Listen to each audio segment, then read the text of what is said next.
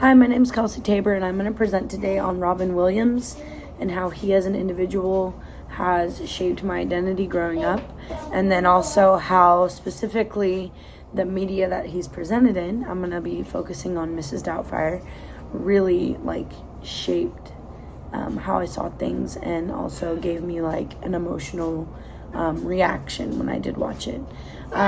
So as we know, Robin Williams is now deceased. However, during his career time span, whatever he was in, whatever he commented on, it always became very important to the media to release that information. He was always very vocal about how he personally saw things.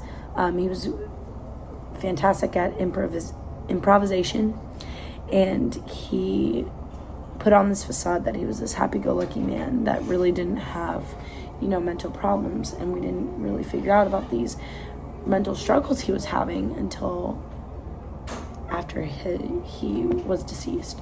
And so that alone just proves how great of an actor he is, but also I really think that he as an individual did those things because he didn't want people to have an emotional response to how he felt, because he knew the kind of reactions he got for his acting. So I don't think he really wanted that in pity for himself, and that happens a lot in the mental health field. So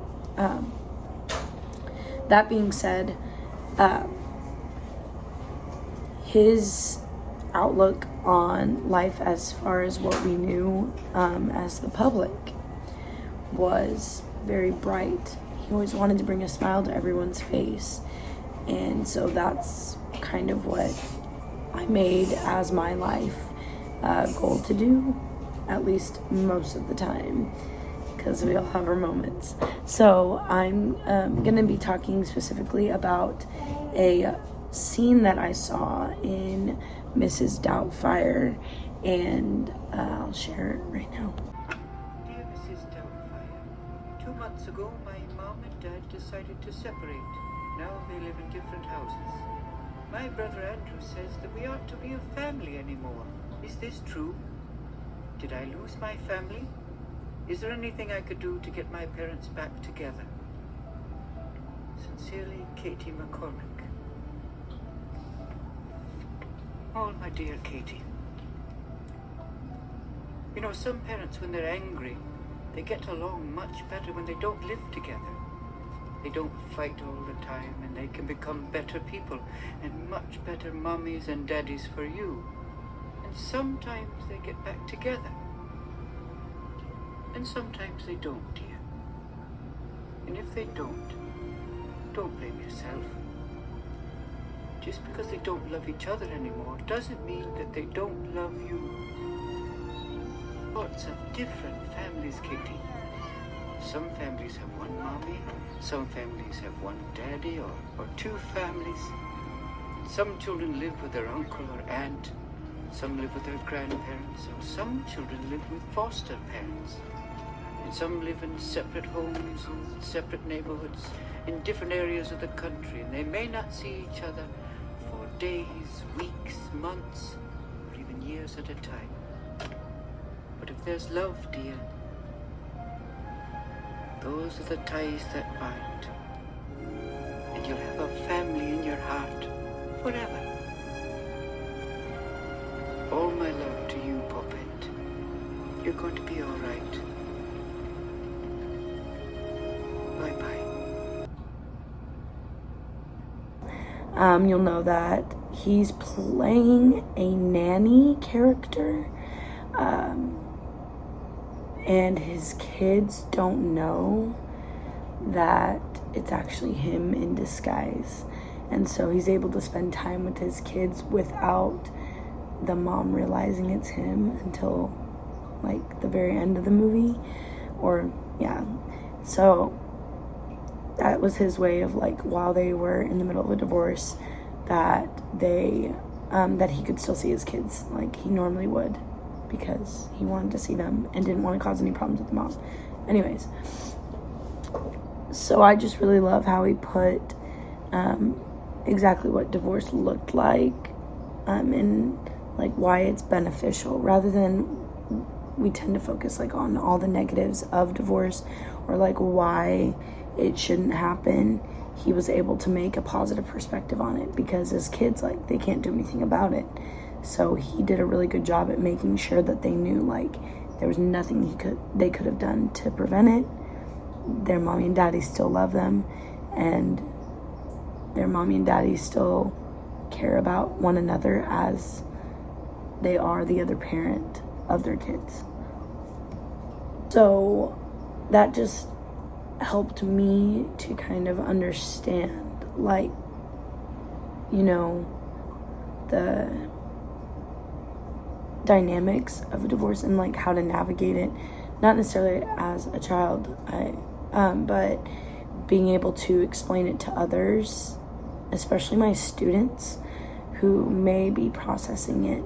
And then also in time, I'll be able to do this with my clients who are processing a divorce themselves, or the kids are processing that divorce that their parents just went through or their friends went through, and they just want to help comfort them. So it has shaped me to like be able to navigate, you know, problems that exist in our society, specifically familial problems, and I'm able to better explain it and better help those who need my assistance. So from a critical standpoint, you know, Mrs. Doubtfire is showing how to be an imposter and kind of like lying is okay if it's for a good purpose type of thing. And so I can see how Mrs. Doubtfire could be seen by critics as, you know, not the most ideal show to watch. But I feel that the good far outweighs the bad when it comes to the all in all like messages that Robin Williams is able to get across in this movie, and made divorce a happy thing rather than a bad thing. So yeah, it just kind of solidified that I want to keep helping people, especially in my career, and that I truly just wanted to meet someone as genuine as Robin Williams in just a social aspect. And it did not impact necessarily my behaviors right away, but it has impacted me down the line with how I am able to respond to people who have been in situations of divorce. I can reenact like scenes by pretending to be the person, but not really reenact like that actual action in my real life. And then I do not think I was influenced by anything watching this movie, because I was a kid, so I didn't have my money, and it was much harder to order things at the time that movie came out and that I watched it online. So didn't have those problems.